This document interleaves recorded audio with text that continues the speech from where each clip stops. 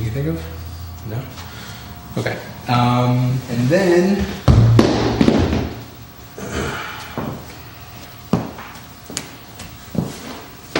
Okay, real quick. Okay, we talked about breaking balance, the 8 different directions, okay? One of the things, actually let's turn this way. Okay, we need to get to that man, okay, for some reason, whether he's the one with the weapon or he's the one that's, whether he's injured or he's holding the little girl hostage, whatever, right? But we gotta get through this guy, right? Whether he's, and this also handles the bum rush also, which is a big concern for people. The fastest way, and this is Frank's favorite move, you guys, the fastest way to get somebody down and off, all right, is Hizaguruma, all right, is a knee whirl. Again, it's that whole whirling concept of instead of, forcing them, it's whirling them around, all right, so you have it, all right, but this time you're whirling this way. So whether the actual throw goes like this, if we had a gi on, all right, it's stepping to the outside and breaking, let's turn this one in. Breaking balance to this front corner, okay, and blocking with that knee, going right down, okay? You can do that without a gi, you can do underhook, you can go to the face, you can go behind the neck, you can do it, right? All right, so the whole point is that whether somebody's coming running at you or you need to get to him real quick, it's step in, step out, grab, and just knee block, boom. We're good to go. Okay? So Chris,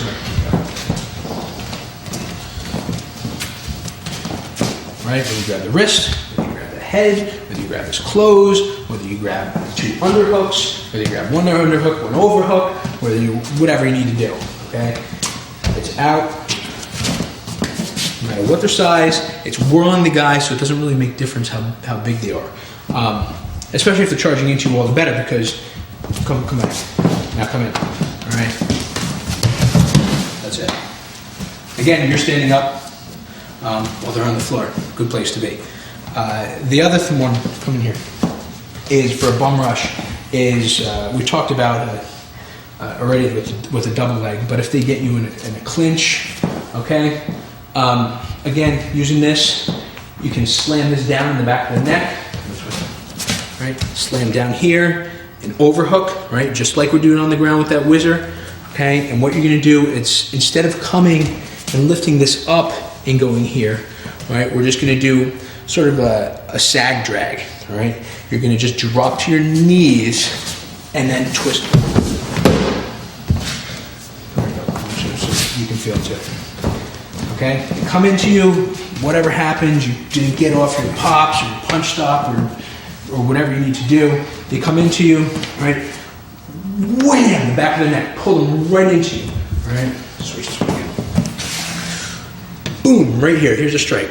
Boom! All right. If you need to overhook, you can always come in through, right? Or if they're grabbing here, just overhook. If they're grabbing the back of your neck, right? Pop through. You can, do all this stuff.